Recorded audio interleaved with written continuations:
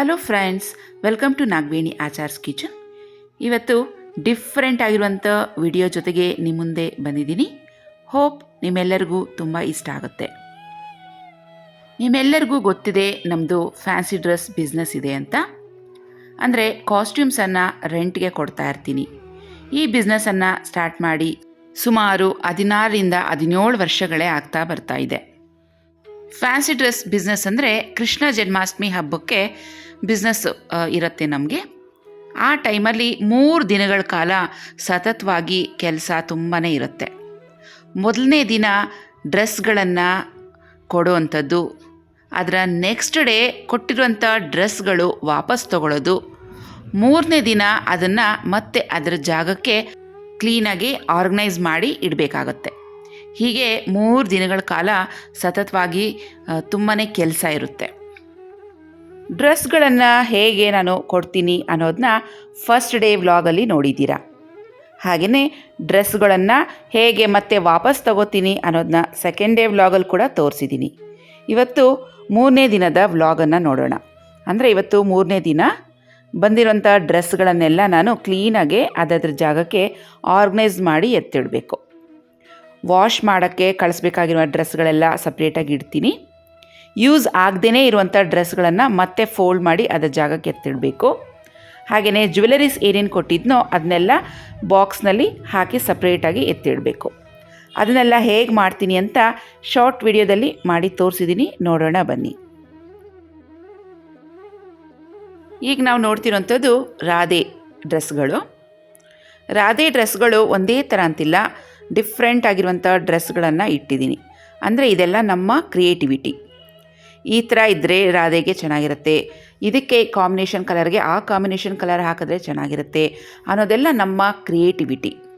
So ಈ ಬಿಸ್ನೆಸ್ಸಲ್ಲಿ ನಮ್ಮ creativity ಎಷ್ಟು ಹೆಚ್ಚಾಗಿ ನಾವು ಉಪಯೋಗಿಸ್ತೀವೋ, ಎಷ್ಟು ಕ್ರಿಯೇಟಿವಿಟಿ ಬಳಸ್ತೀವೋ ಅಷ್ಟು ಹೆಚ್ಚಾಗಿ ಸ್ಕೋಪ್ ಇರುತ್ತೆ. ಈಗ ನಾವು ನೋಡ್ತಿರೋಂಥದ್ದು ಕೃಷ್ಣದು ಕಚ್ಚೆಯಲ್ಲೂ ಅಷ್ಟೇ ಕಲರ್ ಕಾಂಬಿನೇಷನ್ ತುಂಬಾ ಚೆನ್ನಾಗಿರಬೇಕು.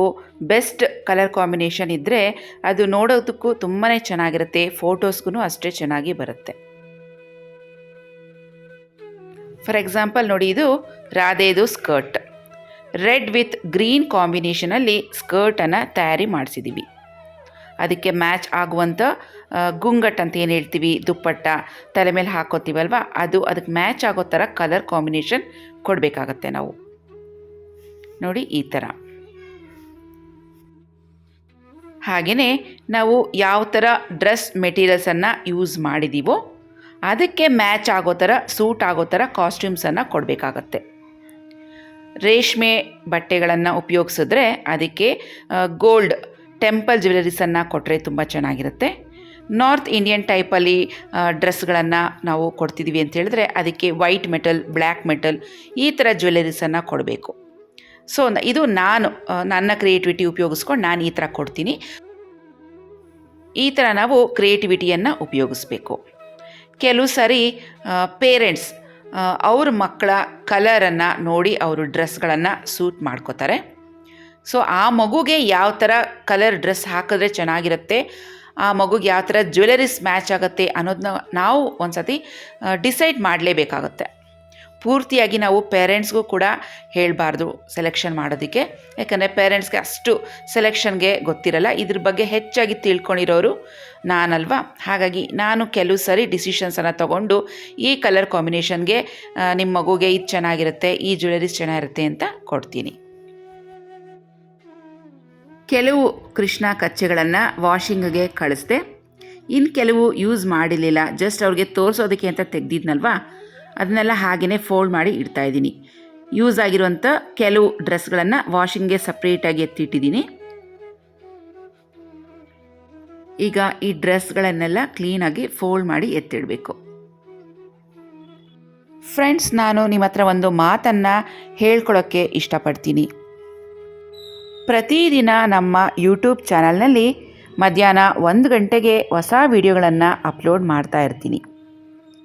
ನಾನು ಆಲ್ಮೋಸ್ಟ್ ಟ್ರೈ ಮಾಡ್ತೀನಿ ಪ್ರತಿದಿನ ವಿಡಿಯೋಗಳನ್ನು ಹಾಕೋದಕ್ಕೆ.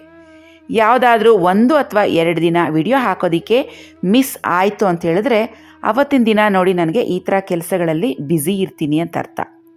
ಹೋಪ್ ನೀವೆಲ್ಲ ಅರ್ಥ ಮಾಡ್ಕೊಳ್ತೀರಾ ಅಂತ ನಿಮ್ಮ ಜೊತೆ ಶೇರ್ ಮಾಡ್ಕೊತಾ ಇದ್ದೀನಿ.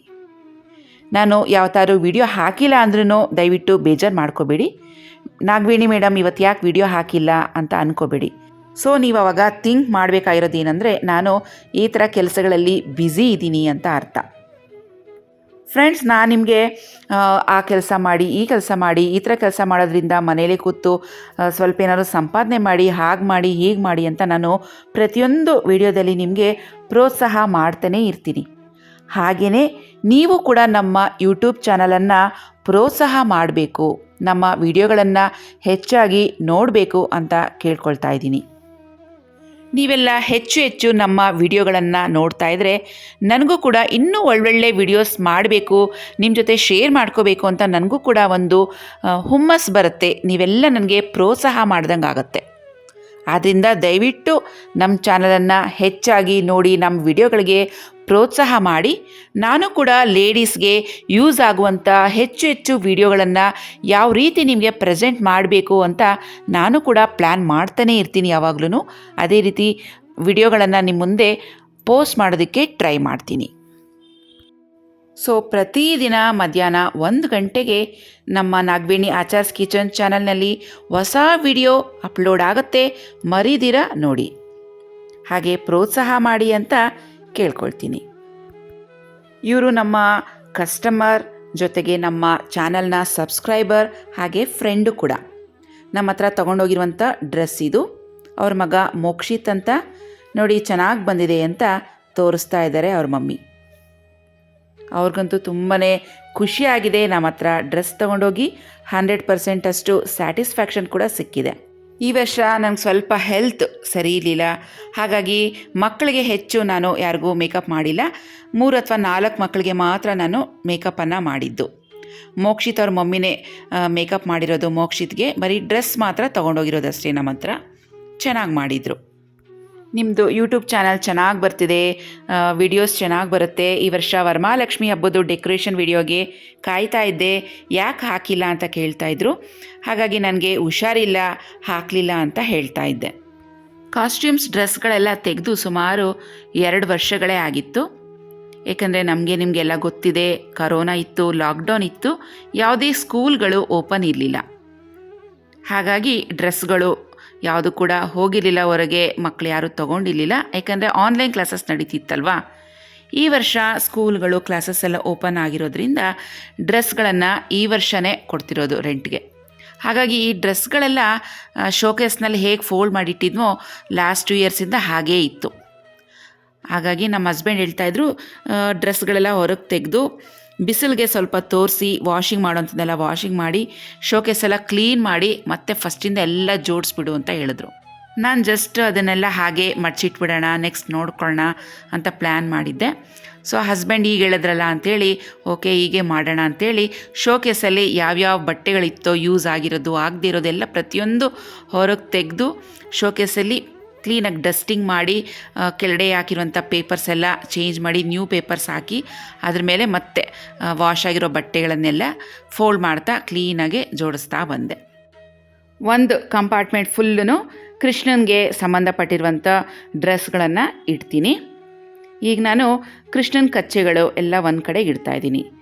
ಅಂದರೆ ಅದರಲ್ಲಿ ಸುಮಾರು ಸೈಜ್ಗಳಿದೆ. ಸೊ ಹತ್ರ ಇರುವಂಥ ಸೈಜ್ಗಳೆಲ್ಲ ಒಂದು ಕಡೆಗೆ ಇಡ್ತಾಯಿದ್ದೀನಿ. ಚಿಕ್ಕ ಸೈಜ್ಗಳೆಲ್ಲ ಒಂದು ಕಡೆ, ಮೀಡಿಯಮ್ ಆಗಿರೋ ಸೈಜ್ ಕಚ್ಚೆಗಳೆಲ್ಲ ಒಂದು ಕಡೆ, ಮತ್ತು ದೊಡ್ಡ ಸೈಜಿನ ಕಚ್ಚೆಗಳು ಒಂದು ಲೈನಲ್ಲಿ, ಆ ಥರ ಸಪ್ರೇಟಾಗಿ ಇಡ್ತಾಯಿದ್ದೀನಿ.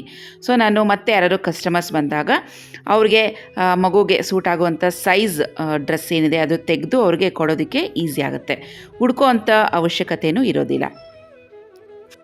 ಈ ಕಂಪಾರ್ಟ್ಮೆಂಟಲ್ಲಿ ರಾಧೆಗೆ ಸಂಬಂಧಪಟ್ಟಿರುವ ಎಲ್ಲ ಡ್ರೆಸ್ಗಳನ್ನು ಫೋಲ್ಡ್ ಮಾಡಿ ಇಟ್ಟಿದ್ದೀನಿ. ಅಂದರೆ ರಾಧೆಗೆ ಯೂಸ್ ಆಗುವಂಥ ಕಾಸ್ಟ್ಯೂಮ್ಸ್ ಇದು.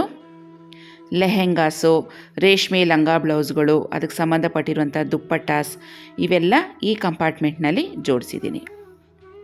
ಹಿಂದೆ ಇರುವಂಥ ಡ್ರೆಸ್ಗಳೇನಿದೆ ಇವೆಲ್ಲ ನಾರ್ತ್ ಟೈಪ್ನಲ್ಲಿ ಇರುವಂಥ ಲೆಹೆಂಗಾಗಳು. ಮುಂದೆ ಇರೋದು ಇದೆಲ್ಲ ರೇಷ್ಮೆ ಕ್ಲಾತಲ್ಲಿ ಸ್ಟಿಚ್ ಮಾಡಿಸಿರುವಂಥದ್ದು. ಹಾಗೆಯೇ ಇದರ ಮೇಲಿನ ಕಂಪಾರ್ಟ್ಮೆಂಟ್ನಲ್ಲಿ ಕೃಷ್ಣನಿಗೆ ನಾರ್ತ್ ಸೈಡಲ್ಲಿ ಮೇಲ್ಗಡೆ ಟಾಪನ್ನು ಹಾಕ್ತಾರೆ. ಆ ಟಾಪ್ಸ್ ಎಲ್ಲ ಒಂದು ಕಡೆಗೆ ಇಟ್ಟಿದ್ದೀನಿ. ಆಮೇಲೆ ನಿಮ್ಗೆ ಇನ್ನೊಂದು ತೋರಿಸ್ತೀನಿ ನೋಡಿ, ಇದು ಕೃಷ್ಣನ ವಿಗ್. ಇದು ತುಂಬ ಪುಟ್ಟ ಮಕ್ಕಳಿರ್ತಾರಲ್ವ, 5 ತಿಂಗಳು 9 ತಿಂಗಳು ಅಂಥ ಮಕ್ಕಳಿಗೆ ಕೂದಲಿರಲ್ವಲ್ಲ, ಅಂಥ ಟೈಮ್ಗೆ ಈ ವಿಗ್ಗನ್ನು ಹಾಕ್ತೀವಿ. ಅವ್ರಿಗೇನಾದರೂ ಪುಟ್ಟು ಜಡೆ ಇದ್ದರೆ ಆ ಹೋಲಲ್ಲಿ ಫಿಕ್ಸ್ ಮಾಡಿಬಿಟ್ಟು ಏರ್ಪಿನ್ಸನ್ನು ಹಾಕ್ಬಿಡ್ತೀವಿ. ಹಾಗೆಯೇ ಅದಕ್ಕೆ ಕೃಷ್ಣನ ಕೊಂಡೆ ಬರುತ್ತೆ ನೋಡಿ, ಈ ರೀತಿಯಾಗಿ. ಈ ಕೃಷ್ಣನ ಕೊಂಡೆ ಕೂಡ ನಾನೇ ತಯಾರಿ ಮಾಡಿದ್ದು. ಈ ಥರ ವಿಗ್ ಮೇಲೆ ಇದನ್ನು ಫಿಕ್ಸ್ ಮಾಡೋದು. ಕೆಲವು ಮಕ್ಕಳು ಹಾಕಿಸ್ಕೋತಾರೆ, ಇನ್ನು ಕೆಲವು ಮಕ್ಕಳು ಇರಿಟೇಷನ್ ಆದರೆ ಅವರು ಅಳೋದಕ್ಕೆ ಸ್ಟಾರ್ಟ್ ಮಾಡ್ತಾರೆ. ಹಾಗಾಗಿ ಅವ್ರಿಗೇನು ಹಾಕೋಕ್ಕೆ ಹೋಗೋದಿಲ್ಲ. ಬೇಕೇ ಬೇಕು ಅನ್ನೋರಿಗೆ ಮಾತ್ರ ಈ ವಿಗ್ಗನ್ನು ಕೊಡ್ತೀನಿ.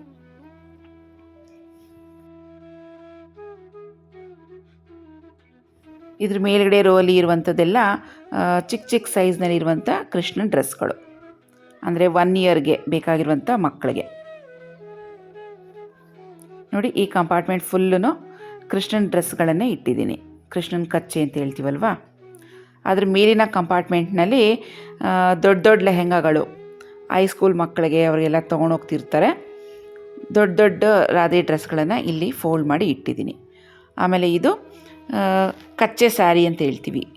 ಕಿತ್ತೂರು ರಾಣಿ, ಝಾನ್ಸಿ ರಾಣಿ ಈ ಥರ ಫ್ರೀಡಮ್ ಫೈಟರ್ಸ್ಗೆ ಯೂಸ್ ಆಗುವಂಥ ಕಚ್ಚೆ ಸ್ಯಾರೀಸ್. ಇದು ರೆಡಿಮೇಡ್ ಸ್ಯಾರೀಸ್ ಅಂತ ಹೇಳ್ತೀವಿ. ಹಾಗೆಯೇ ಈ ಕಡೆ ಕಂಪಾರ್ಟ್ಮೆಂಟ್ನಲ್ಲಿ ಕ್ರಿಸ್ಮಸ್ ಡ್ರೆಸ್ ಅಂತ ಹೇಳ್ತೀವಿ. ಕ್ರಿಸ್ಮಸ್ಗೆ ಬಳಸುವಂಥ ಸಾಂತಾ ಕ್ಲಾಸ್ ಡ್ರೆಸ್ಗಳು, ಇದೆಲ್ಲ ಬಾಯ್ಸ್ಗೆ. ಹಾಗೆಯೇ ಅದ್ರ ಮೇಲಿನ ಕಂಪಾರ್ಟ್ಮೆಂಟ್ನಲ್ಲಿ ಹುಡುಗಿರಿಗೆ ಬಳಸುವಂಥ ಕ್ರಿಸ್ಮಸ್ ಡ್ರೆಸ್ಗಳನ್ನು ಇಟ್ಟಿದ್ದೀನಿ. ಇದೆಲ್ಲ ಲಾಂಗ್ ಫ್ರಾಕ್ಸ್ ಬರುತ್ತೆ, ಗೌನ್ಸ್ ಅಂತ ಹೇಳ್ತೀವಿ. ಸೊ ಇದಿಷ್ಟು ಕ್ರಿಸ್ಮಸ್ ಡ್ರೆಸ್ಗಳು. ಆಮೇಲೆ ಇದು ಫ್ರೂಟ್ಸ್ ಆ್ಯಂಡ್ ವೆಜಿಟೇಬಲ್ಸ್ ಡ್ರೆಸ್ಗಳಂತ ಹೇಳ್ತೀವಿ.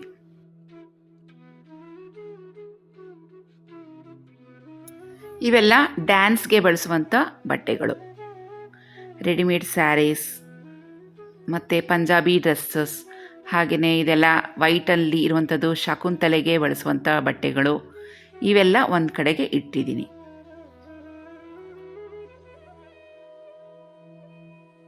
ಇನ್ನೊಂದು ಕಂಪಾರ್ಟ್ಮೆಂಟ್ನಲ್ಲಿ ಅನಿಮಲ್ಸ್ ಡ್ರೆಸ್ ಅಂತ ಹೇಳ್ತೀವಿ.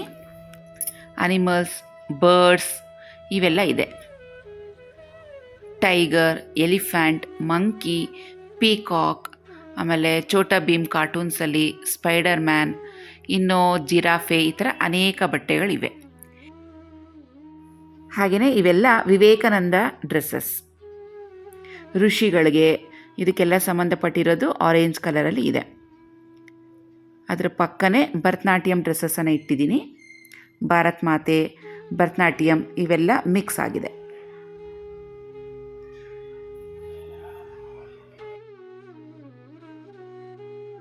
ಆಮೇಲೆ ಅದರ next ಕಂಪಾರ್ಟ್ಮೆಂಟ್ನಲ್ಲಿ ಮಿಲಿಟ್ರಿಗೆ ಸಂಬಂಧಪಟ್ಟಿರುವ ಡ್ರೆಸ್ಗಳು, soldiers, Netaji Subhash Chandra Bose, police ಈ ಥರ ಡ್ರೆಸ್ಗಳನ್ನು ಇಟ್ಟಿದ್ದೀನಿ. ಡಾಕ್ಟರ್ಸ್, ನರ್ಸ್ ಇವೆಲ್ಲ ಕಮ್ಯುನಿಟಿ ಹೆಲ್ಪರ್ಸ್ಗೆ ಬರುತ್ತೆ. ಅದರ ಕೆಳಗಡೆ ಇಂಡಿಪೆಂಡೆನ್ಸ್ ಡೇಗೆ ಬಳಸುವಂಥ ಬಟ್ಟೆಗಳು, ಫ್ಲ್ಯಾಗ್ ಆಗಿರಲಿ ಇಲ್ಲ ಗಾಂಧೀಜಿ ಡ್ರೆಸ್ಗಳಾಗಲಿ, ಈ ಥರ ಅನೇಕ ಇಂಡಿಪೆಂಡೆನ್ಸ್ ಡೇಗೆ ಸಂಬಂಧಪಟ್ಟಿರೋ ಬಟ್ಟೆಗಳಿವೆ.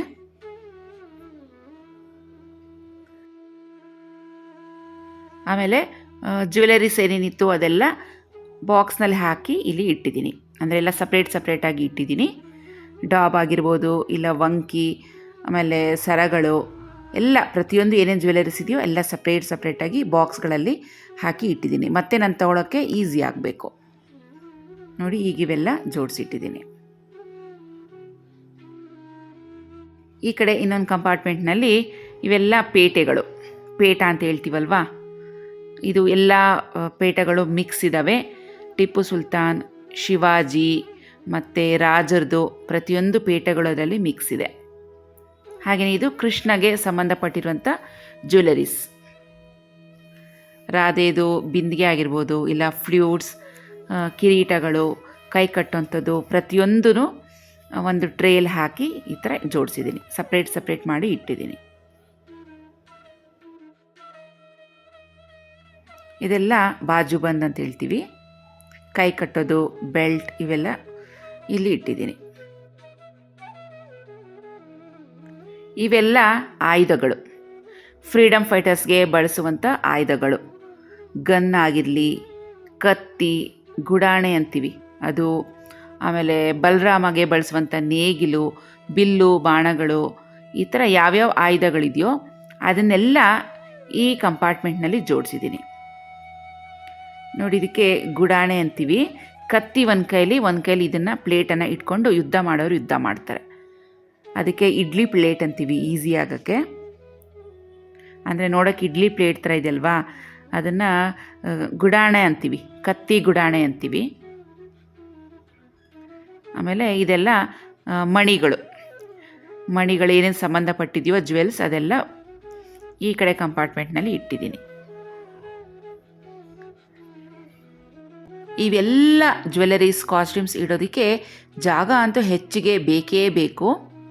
ನಾನು ಒಂದು ರೂಮ್ ಫುಲ್ಲೂ ಕಾಸ್ಟ್ಯೂಮ್ಸ್ಗೆ ಅಂತಲೇ ಇಟ್ಕೊಂಬಿಟ್ಟಿದ್ದೀನಿ. ಶೋಕೇಸ್ಗಳನ್ನು ಮಾಡಿಸ್ಕೊಂಡು ಅದರಲ್ಲಿ ಜೋಡಿಸಿ ಇಟ್ಕೊಂಬಿಟ್ಟಿದ್ದೀನಿ. ಶೋಕೇಸ್ ಕ್ಲೀನ್ ಮಾಡಬೇಕಾದ್ರೆ ಈ ಮಣಿದು ಬಾಲ್ಸ್ ಸಿಕ್ತು. ಪ್ರತಿ ಶನಿವಾರ ನಾವು ಮನೆ ದೇವರಿಗೆ ಅಂತ ದೊಡ್ಡದು ಹೂವಿನ ಹಾರ ತರ್ತೀವಿ. ಆ ಹೂವಿನ ಹಾರದಲ್ಲಿ ಈ ಬಾಲ್ಗಳನ್ನು ಮಧ್ಯೆ ಇಟ್ಟು ಹೊಲ್ದಿರ್ತಾರೆ. ಹೂವೆಲ್ಲ ಡ್ರೈ ಆದಮೇಲೆ ಅದನ್ನೆಲ್ಲ ಕಟ್ ಮಾಡಿ ಹೂವೆಲ್ಲ ಸಪ್ರೇಟಾಗಿ ಬೇರೆ ಕವರ್ಗೆ ಹಾಕಿ ಬಿಸಾಕ್ತೀನಿ. ಈ ಬಾಲ್ಗಳೆಲ್ಲ ಕಲೆಕ್ಟ್ ಮಾಡಿ ಒಂದು ಕಡೆಗೆ ಇಟ್ಟಿದ್ದೀನಿ. ಅಂದರೆ ಇದರಿಂದನೂ ಏನಾದರೂ ಒಂದು ಕ್ರಿಯೇಟಿವಿಟಿಯಾಗಿ ಮಾಡೋಣ ಅಂತೇಳಿ ಇಟ್ಟಿದ್ದೀನಿ. ವೇಸ್ಟ್ ಮಾಡೋದು ಯಾಕೆ, ಡಸ್ಟ್ಬಿನ್ಗೆ ಯಾಕೆ ಬಿಸಾಕಬೇಕು? ಒಂದು ಬಾಲ್ಗೆ ತುಂಬ ಕಾಸ್ಟ್ಲಿ ಇರುತ್ತೆ ದುಡ್ಡು. ಅವರು ಹೂವಿನ ಜೊತೆಗೆ ಒಂದೊಂದು ಮಧ್ಯೆ ಸೇರಿಸಿ ಹೊಲ್ದು ಇಟ್ಟಿರ್ತಾರೆ. ಇದ್ರ ಜೊತೆಗೆ ನೋಡಿ ಸ್ವಲ್ಪ ಮಣಿ ಸರಗಳಿತ್ತು. ಅಂದರೆ ಫೋಟೋಗೆಲ್ಲ ಹಾಕ್ತೀವಲ್ವ ಹಾರಗಳು, ಅದೆಲ್ಲ ಸ್ವಲ್ಪ ಕಟ್ಟಾಗಿತ್ತು, ಹಳೇದಾಗಿತ್ತು. ಅದನ್ನೆಲ್ಲ ಬಿಡಿಸ್ಕೊಂಡು ಈ ಬಾಲ್ಸ್ ಜೊತೆ ಸೇರಿಸಿ ಒಂದು ಏನಾದರೂ ಮಾಡೋಣ ಹಾರ ಅಥವಾ ಅಂದ್ಕೊಂಡು ಅದನ್ನು ಹಾಗೆ ಕೂಡಿಸಿ ಇಡ್ತಾಯಿದ್ದೀನಿ. ಅದು ಮಾಡಿದಾಗ ಖಂಡಿತವಾಗಿಯೂ ನಿಮ್ಮ ಜೊತೆ ಶೇರ್ ಮಾಡ್ಕೋತೀನಿ. ಇವೆಲ್ಲ ಇಯರಿಂಗ್ಸ್, ಓಲೆಗಳು. ಮಕ್ಕಳಿಗೆ ಕೊಟ್ಟಿರುವಂಥ ಇಯರಿಂಗ್ಸಲ್ಲಿ ಒಂದನ್ನು ಕಳ್ಕೊಂಡು ಬಂದಿದ್ದಾರೆ, ಕಿತ್ತಾಕೊಂಡು ಬಂದಿದ್ದಾರೆ, 2 ಮಿಸ್ ಆಗಿದೆ, 2ರಲ್ಲಿ 1 ಮಿಸ್ ಆಗಿದೆ. ಈ ಥರ ತುಂಬ ಕಂಪ್ಲೇಂಟ್ಸ್ ಇದ್ದಾವೆ. ಹಾಗಾಗಿ ಈ ಓಲೆಗಳನ್ನೆಲ್ಲ ಸಪ್ರೇಟಾಗಿ ಇಟ್ಟಿದ್ದೀನಿ. ಇವಾಗ ಈ ಓಲೆಗಳನ್ನೆಲ್ಲ ಚೆಕ್ ಮಾಡಿ ಜೋಡಿ ಯಾವ್ದ್ಯಾವುದಕ್ಕಿಲ್ವೋ ಅದೇ ಥರ ಜೋಡಿ ಮಣಿಗಳನ್ನು ನನ್ನ ಹತ್ರ ಇದ್ದರೆ ಜೋಡಿ ಮಾಡಿ ಹೊಲ್ದು ಇಡಬೇಕು. ಇದು ಒಂದು ಕೆಲಸನೇ. ಇವಾಗ ಫ್ರೀ ಇದ್ದಾಗ ಇಯರಿಂಗ್ಸ್ ಎಲ್ಲ ರೆಡಿ ಮಾಡಿ ಇಟ್ಬಿಟ್ರೆ ಮತ್ತೆ ನೆಕ್ಸ್ಟ್ ನಾವು ಕೊಡೋದಕ್ಕೆ ಈಸಿ ಆಗುತ್ತೆ.